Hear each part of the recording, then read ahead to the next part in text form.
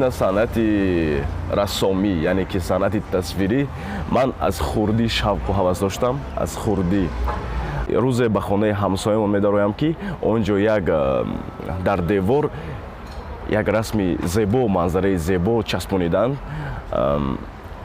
Тасвири товус дошт. Баъд хостам ҳамонро тасвир кунам.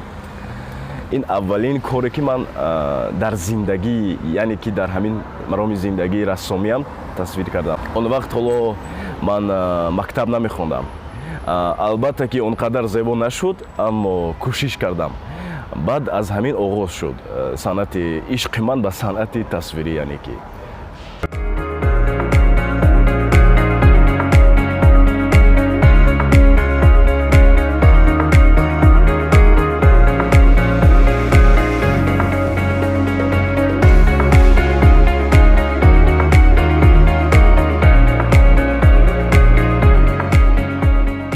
оянда орзу дорем иншоаллоҳ дар матоъҳое ки аз дигар давлатҳо меояд ҳамонҳоро гирем, нақш, яъне ки дизайни зебои миллии худамонро дар ҳамонҳо нақш офарем.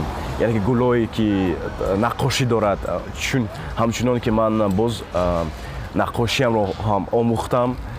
ҳамин мақсад дорем ки иншоаллоҳ дар оянда ҳамин санъатро ба мардум, яъне ки намоиш, санъати худамро ба мардум намоиш диҳам.